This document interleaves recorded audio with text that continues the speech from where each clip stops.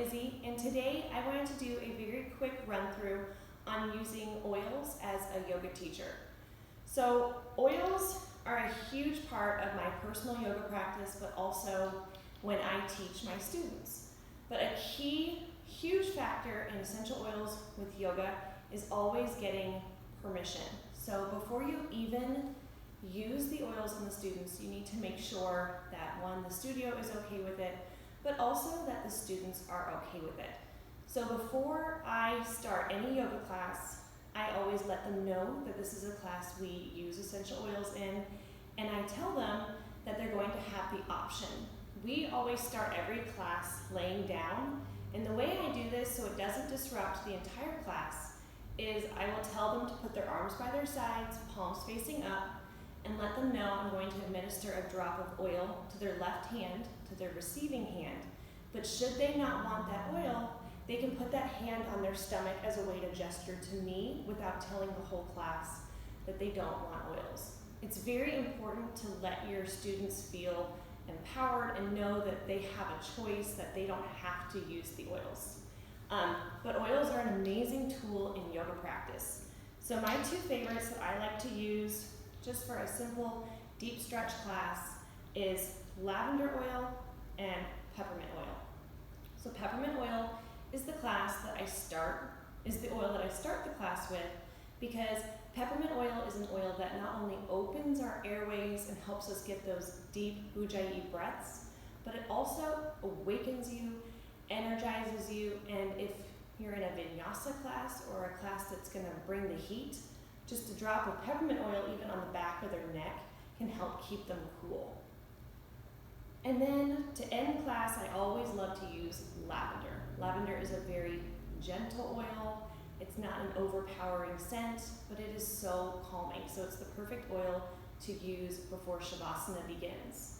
I will just put a drop of this in their hand and have them breathe it in, and then instruct them as their mind wanders during their Shavasana to come back to that aroma and use that aroma to help them push those thoughts away.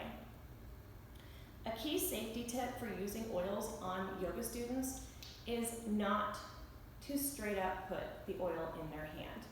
For me, my family, we use oils neat all the time, but we've been using oils for a very long time, and I know how we react to oils. We don't. Our bodies are so used to them. But a lot of our students are not familiar with essential oils, and some of them may have never used essential oils ever. So we don't know their sensitivities. So it is very important to not just put a drop of peppermint oil straight up on their hand.